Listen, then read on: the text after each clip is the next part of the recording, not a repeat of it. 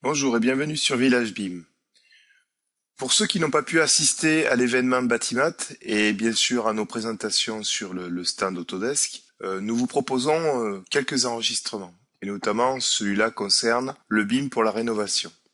Vous aurez deux présentateurs, Julien Drouet et moi-même, donc Olivier Bail. Un constat, l'économie d'énergie et la rénovation du parc de bâtiments deviennent de plus en plus importants. D'où l'intérêt de cette présentation. Que peut apporter le BIM dans le cadre de rénovation? Alors pour étayer notre présentation, nous sommes partis d'un exemple précis. Il s'agit des locaux Autodesk à Grenoble, plus précisément à Montbonneau-Saint-Martin. Grenoble, comme vous le voyez, se situe plutôt dans le sud-est de la France. Le bâtiment se positionne entre Grenoble et Chambéry. Et voici sa position géographique, à savoir que le bâtiment est enclavé entre deux montagnes. Vous avez ici la Chartreuse, et voici le bâtiment. Donc il s'agit d'un petit bâtiment tertiaire sur 3 niveaux. Alors une constatation, lorsqu'on va faire de la rénovation, on peut disposer de plans, plus ou moins anciens, ou pas du tout. Et puis en plus, le bâtiment a pu évoluer au cours du temps, ce qui rend les plans caducs. Ce que nous avons effectué, c'est le relevé scanner du bâtiment entier. Le scan de ce bâtiment a été effectué à l'aide d'un scanner Faro X330 que vous voyez à l'écran. Donc c'est un appareil qui se positionne sur un trépied, qui va envoyer un rayon laser sur un obstacle. Le rayon laser rebondit sur l'obstacle et vient dans l'appareil. Ce point est enregistré et il va effectuer cette opération sur 360 degrés horizontalement et verticalement. Une fois que cette opération est effectuée, il va faire des photos qu'il va collectionner sous forme de panoramique. Et à l'aide de ces photos, des couleurs des pixels de chacune des photos, on va venir coloriser le nuage de points. Alors voici à gauche le bâtiment en nuage de points et à droite le scanorama. En fait, ce sont les photos collectionnées dans un scanorama. Alors je vais vous montrer cela par l'intermédiaire du logiciel Recap, puisque Recap est capable d'emmagasiner un grand nombre de nuages de points et de faire quelques petits travaux que je vais vous présenter maintenant. Voici Recap, ou plus précisément Recap 360 Ultimate, et on a fait un petit peu mieux, on a scanné toute la zone où se situe le bâtiment. Il se situe ici, et je vais aller au bâtiment en utilisant la route. Vous voyez, là, je trouve le rond-point, et tout doucement, je me dirige sur le bâtiment. Alors, comme vous pouvez le voir, c'est un nuage de points colorisé, et voici le bâtiment. Donc, comme vous pouvez l'apercevoir, il s'agit d'un nuage de points avec des zones plus ou moins définies. Donc, ça dépend le niveau de qualité du scan que vous lui avez demandé. Mais je dispose des Real View, ou ce qu'on peut appeler des scanoramas. Alors, ce scanorama, vous voyez qu'il y a des zones noires. En fait, on n'a scanné que sur un certain angle le bâtiment. On n'a pas scanné les côtés dans ce scan-là. Et donc, dans ce scanorama, on sera capable de venir prendre des cotes,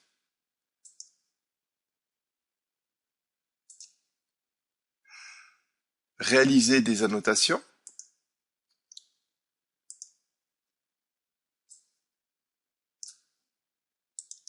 que l'on va pouvoir commenter, et rajouter des photos, et pourquoi pas une adresse HTML. Alors, petit conseil concernant l'ajout de photos ou d'images, privilégiez des images de faible poids, car sinon vous surchargerez grandement le modèle. Il est possible de se déplacer dans le bâtiment en utilisant la souris, comme je suis en train de le faire, de monter à l'étage, pourquoi pas. Mais aussi, on peut enregistrer des états de vue. Cela veut dire que, par exemple, je suis ici correctement placé. Je vais enregistrer cette vue, que je peux appeler étage par exemple. Voilà. Ce qui me permettra de passer très rapidement d'une vue à une autre en réalisant un petit travelling. Donc par exemple, je vais me positionner ici en utilisant les états de vue. Et déjà, Recap va vous permettre, donc, outre le fait de se déplacer à l'intérieur, je vais pouvoir exploiter les données issues du scanner, à savoir, je veux afficher en élévation les points, donc plus vos points seront élevés, plus ils seront de couleur violet, plus ils sont en altimétrie bas, ils seront de couleur rouge. On va pouvoir aussi bénéficier des intensités. Donc en fonction des couleurs des objets, va vous renvoyer leur intensité, ainsi que la normale. La normale, c'est quelque chose de très important, parce que plus le rayon laser est perpendiculaire à la face, plus la dimension sera précise.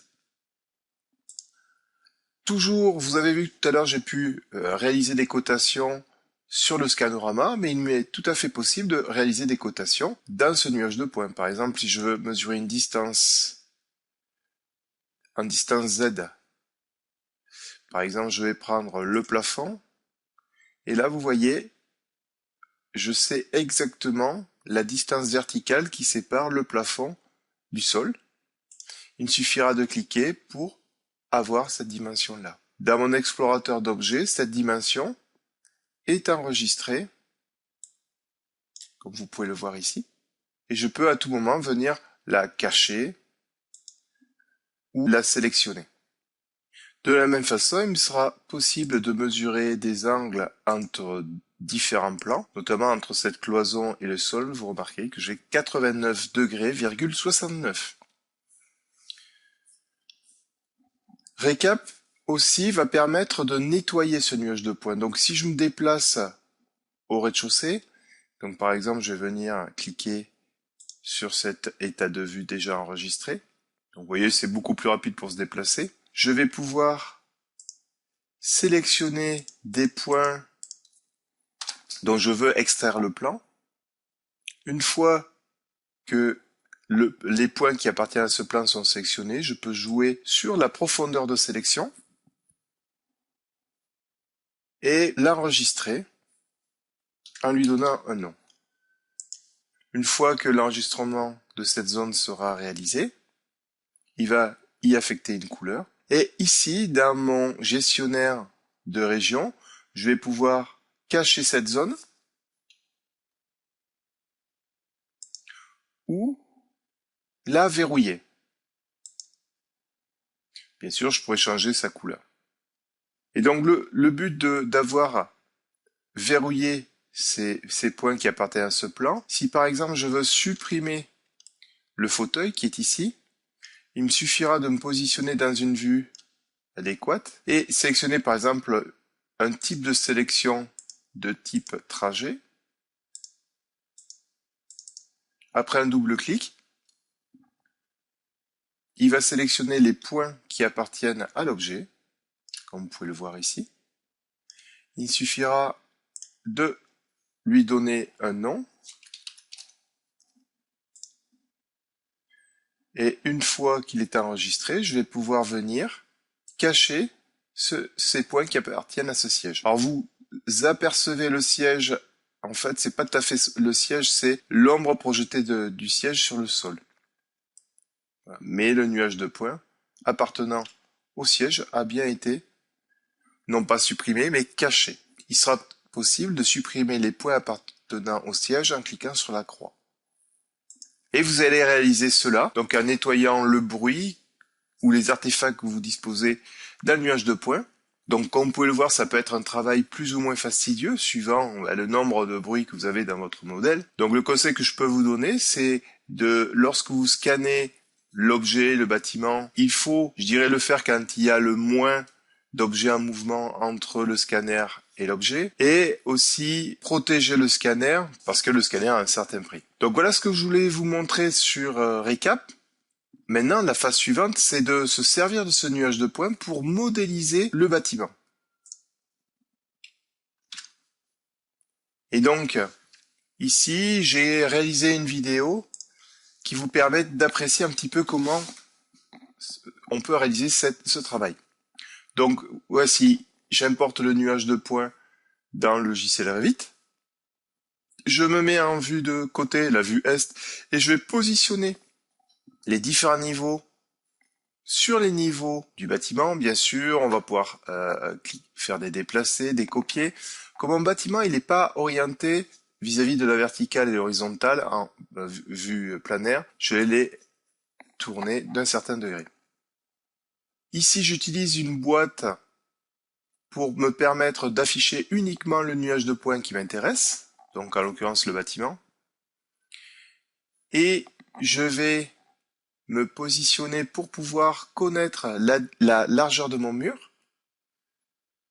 Et ici, créer un nouveau mur en lui spécifiant les composants, puisque dans Revit, on va pouvoir faire des murs multicouches avec différentes représentations, différentes hachures. Mais aussi, on va pouvoir lui rentrer tout ce qui est isolation, donc résistance thermique ou résistance structurelle, pour pouvoir exporter ces données-là dans les logiciels de simulation. Une fois que le mur est créé, nous avons dans Revit un accrochage de type nuage de points. Et là, comme vous pouvez le voir, je viens m'accrocher sur le nuage de points. Je vais utiliser une option pour intersecter les murs. Et voici ce que ça donne en vue 3D. Ah, et ici, je vais en 3D sélectionner le haut du mur pour pouvoir réaliser des acrotères. J'ai un poteau cylindrique à réaliser, donc j'ai mesuré son diamètre. Je vais dans la base de données de Revit, puisque Revit possède une grande base de données de différents objets. Et là, je vais sélectionner un poteau circulaire du diamètre que j'ai relevé. Et je vais le placer directement sur le nuage de points poteau. Je viens sélectionner les poteaux et j'effectue une copie. Vous pouvez le voir en 3D. Je vais cacher le nuage de points. Vous voyez que les poteaux sont pas au bon niveau. Je viens de changer leur élévation. Je me repositionne en vue de dessus et je vais étirer mon mur pour réaliser l'ouverture qui se trouve ici. Alors, je vais utiliser une ouverture de type ouverture d'un mur. Donc, vous pouvez le voir en 3D. Maintenant, mon mur est évidé. Et je vais m'aider en 3D pour m'accrocher sur l'allège et le linteau du nuage de points. Alors, je vais réaliser un mur rideau vitré. Donc, d'abord, je réalise un volume dans lequel auquel je vais l'aligner par rapport aux différentes faces. Et je vais affecter un composant de mur rideau vitré à la face de mon volume. Je vais paramétrer ce mur rideau avec des distances horizontales, verticales, à savoir est-ce que j'ai des meneaux, quel type de meneaux, et le type de vitre. Une fois que vous avez fait ça, voici la fenêtre de type mur rideau. Je réaffiche le nuage de points pour voir le détail, notamment sur une coupe verticale, voir un petit peu l'alignement par rapport au nu. Je vois que il n'est pas bien aligné, mon mur rideau, donc je vais venir le déplacer, tout simplement en le sélectionnant en utilisant l'option déplacer. Voilà. Et une fois que vous avez travaillé quelques petites heures, vous aurez la totalité de votre bâtiment en s'accrochant au nuage de points. Donc que ce soit et ici, vous voyez en vue de 3D, je réactive le nuage de points, on peut apercevoir des éléments de mobilier qui n'ont pas été modélisés. Voilà. Donc, pour résumer ma partie, le constat, c'est la rénovation de ce bâtiment. Nous avons effectué un relevé scanner pour bénéficier de tous les détails, de toutes les dimensions du bâtiment. Ensuite, nous avons récupéré ce nuage de points dans Revit pour pouvoir le modéliser et d'avoir un modèle fidèle à la réalité. Et maintenant, j'ai passé la main à mon collègue Julien Drouet qui va vous expliquer la partie de l'analyse thermique. Merci Olivier. Donc dans cette partie, nous allons nous intéresser à la simulation énergétique que nous allons pouvoir réaliser sur le modèle BIM, qui a été donc remonté et modélisé à partir des outils de capture de l'existant que vous a décrit Olivier dans la partie précédente, et en particulier un certain nombre d'outils existants dans Revit ou d'add-ons que l'on peut ajouter assez simplement à Revit. Et ces outils sont particulièrement précieux pour une bonne aide à la décision dans le cadre de l'analyse des résultats des simulations que l'on va pouvoir avoir réalisées. Donc, la première chose qui va nous intéresser, c'est effectivement la partie analyse d'énergie. Donc pour ce faire, on va utiliser le module d'analyse d'énergie présent dans Revit qui s'appelle le Conceptual Energy Analysis. Et ce module va nous permettre de générer à partir du modèle BIM un modèle analytique d'énergie. Ce modèle analytique va comporter l'ensemble des propriétés nécessaires à un calcul, à une analyse de la consommation énergétique globale du bâtiment sur un certain nombre de critères que l'on va pouvoir définir. Et ce modèle, on va être en mesure en fait de l'envoyer dans le nuage pour être analysé, calculé au travers de notre outil qui est basé sur la technologie de Green Building Studio, donc avec un moteur d'énergie qui est le DOE 2.2. Et ce calcul va nous permettre de récupérer en fait un bilan énergétique global du bâtiment.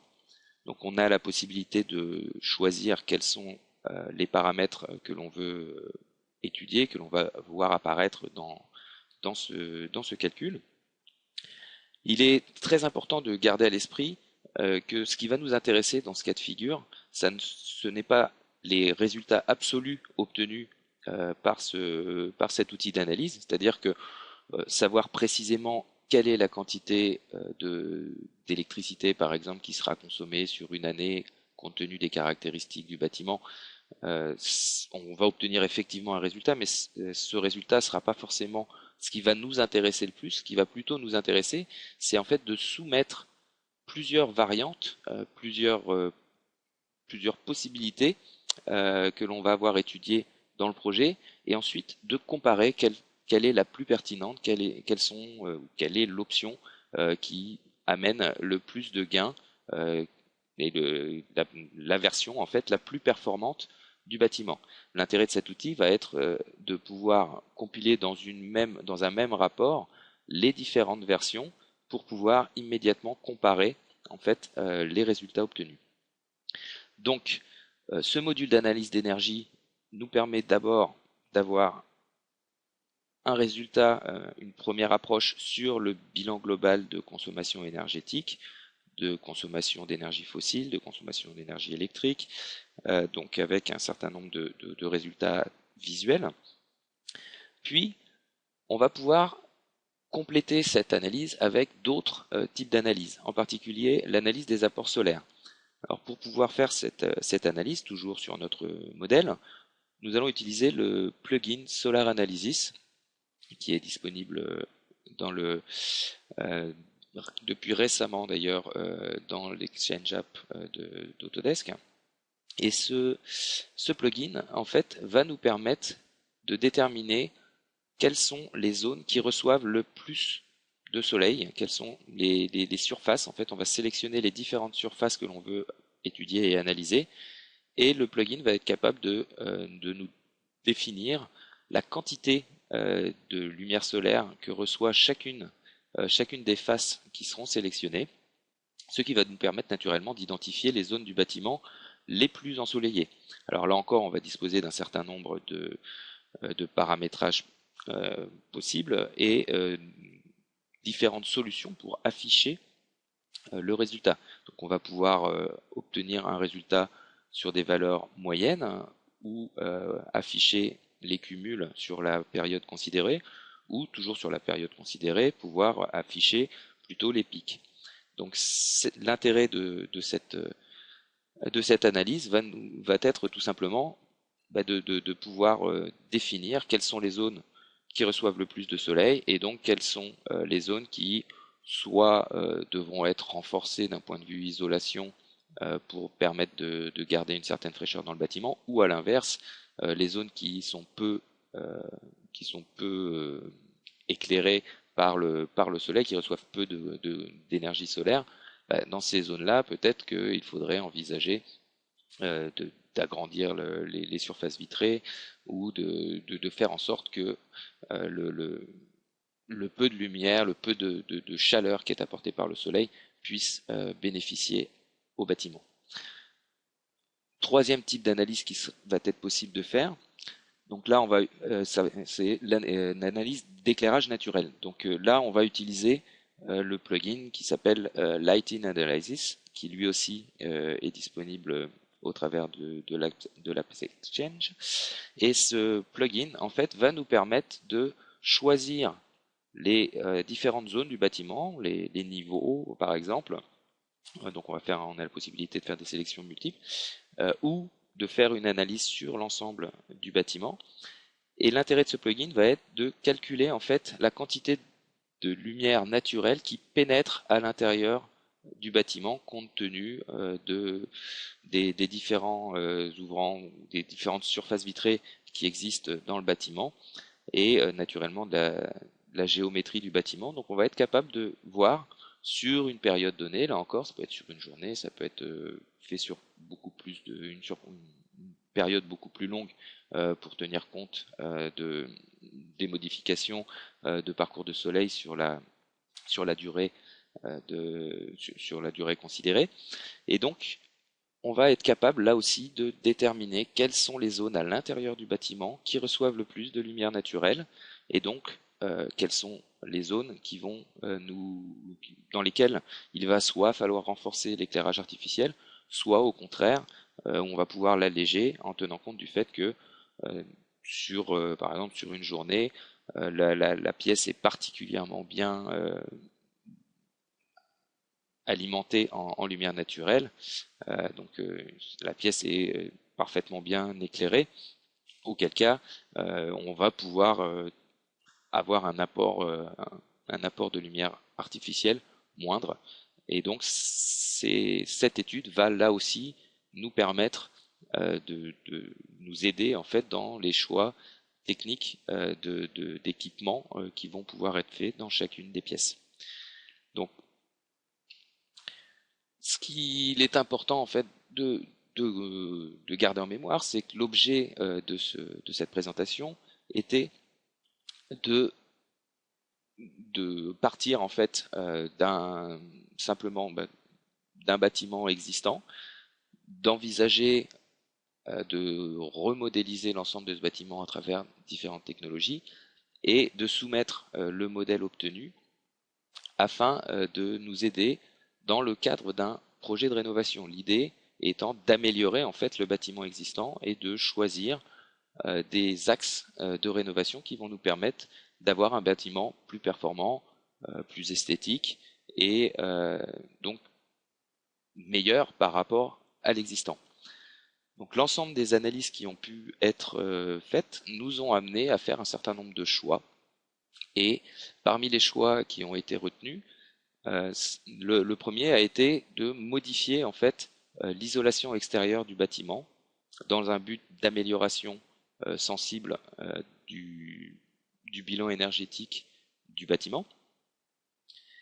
Deuxième choix a été de recloisonner l'intérieur du bâtiment et de modifier de façon assez remarquable la disposition de l'éclairage artificiel à l'intérieur de ce bâtiment pour dégager des zones un peu plus lumineuses, aussi bien naturellement qu'avec l'apport d'éclairage artificiel. Et pour traduire ces différents choix, on a réalisé un certain nombre d'images à partir des technologies disponibles, notamment dans le cloud d'Autodesk. Donc ici, vous avez une capture d'écran faite dans Revit du modèle de notre projet tel qu'existant, Donc c'est exactement le modèle que vous a montré Olivier dans la première partie. Et après, après un certain nombre euh, de choix techniques que je vous ai énoncés précédemment, on peut obtenir en fait quelque chose comme ceci. Donc vous voyez qu'on a travaillé sur l'isolation extérieure du bâtiment, on a travaillé sur la nature des ouvrants, et on a du coup un bâtiment qui est plus performant. C'est ce résultat, vous l'aurez, il vous sera illustré dans une autre présentation qui est également disponible et qui a été réalisée à Batimat. Et en plus, on a un résultat qui est naturellement un peu plus esthétique, un peu plus moderne par rapport à l'existant, et par rapport à ce qu'on pouvait avoir précédemment. Alors deuxième exemple, ici vous avez une capture d'écran qui est réalisée là dans Recap et qui est en fait la zone d'accueil telle qu'elle existe aujourd'hui. Euh, donc cette zone d'accueil, là encore, a été retravaillée et dans Revit, on a réalisé en fait euh, un rendu cloud, donc en utilisant, comme pour l'image précédente, la technologie de rendering 360, donc la possibilité de réaliser des rendus réalistes dans le cloud à partir d'un modèle Revit. Donc voici ce que vous obtenez. Vous voyez que on a quelque chose là encore de beaucoup plus aéré, beaucoup plus moderne et somme toute assez esthétique. Troisième exemple, en fait, dans la zone semi-enterrée du niveau -1, on a là aussi retravaillé l'arrière de la zone qui finalement était assez peu lumineuse parce que semi-enterrée notamment, et dans laquelle en fait on a retravaillé sur la partie éclairage artificiel, cloisonnement, et on obtient une zone comme ceci où vous avez sur la gauche une paroi vitrée qui permet de laisser pénétrer un petit peu plus de lumière, et on a retravaillé donc dans cette zone pour avoir un salon, une zone de repos en fait à l'intérieur du bâtiment, donc dans cette fameuse zone semi-enterrée. Alors autre possibilité offerte par l'outil 360 Rendering, c'est la capacité en fait de faire des calculs d'éclairement, des calculs d'illumination, où là en fait au lieu d'obtenir un rendu réaliste, on va demander à la solution de nous faire un calcul de la quantité de lumière, de la quantité d'éclairement que l'on obtient, donc avec une unité ici en luxe. Alors sur le calcul extérieur, forcément, on arrive sur des valeurs excessives du fait que on a directement l'éclairement du soleil. Mais à l'intérieur, dans les zones internes, on peut obtenir en fait des rendus d'éclairement qui permettent de bien voir quelles sont les zones sombres de la pièce et quelles sont les zones parfaitement bien éclairées, avec une légende que l'on peut adapter et obtenir donc un résultat soit en luxe, en pourcentage ou en lumen. Donc vous avez différentes possibilités d'affichage des résultats. La troisième possibilité offerte par 360 Rendering, c'est la capacité en fait à créer des panoramiques. En fait, le rendu réaliste que vous faites sur la fenêtre sélectionnée, il va vous le calculer sur 360 degrés. Et ensuite, à l'intérieur de votre navigateur, vous avez la possibilité de visualiser le rendu et de vous balader en fait à l'intérieur de la scène que vous avez soumise au calcul. Donc voilà pour cette présentation. Donc pour rappel, en fait, dans cette présentation, nous sommes partis simplement d'un bâtiment existant pour lequel nous n'avions finalement que peu d'éléments. On a choisi la technologie du scan laser pour obtenir un nuage de points du bâtiment sur lequel on s'est appuyé pour remodéliser l'ensemble du bâtiment. On a obtenu le résultat de l'existant. Puis ce modèle BIM existant On l'a soumis à différents calculs, simulations d'analyse d'énergie et, euh, et d'éclairement et d'apport de lumière solaire. Donc l'ensemble de ces analyses nous ont permis de faire des choix dans notre projet de rénovation, nous ont guidés vers la bonne solution pour obtenir un bâtiment plus performant et avoir un projet de rénovation intéressant et utile. Et donc, in fine, de pouvoir réaliser grâce à la technologie notamment de calcul de rendu dans le cloud, donc d'obtenir des images réalistes ou des images de calcul d'éclairement qui nous permettent de mieux se rendre compte de la pertinence des différents choix qui ont pu être réalisés. Donc tout ça a pu être fait finalement à partir d'un projet, d'un bâtiment existant sur lequel on n'avait ni plan, ni quoi que ce soit, ni modèle existant. On s'est simplement servi des technologies qui existent et de l'ensemble des technologies de saisie de Revit, d'Autodesk, excusez-moi.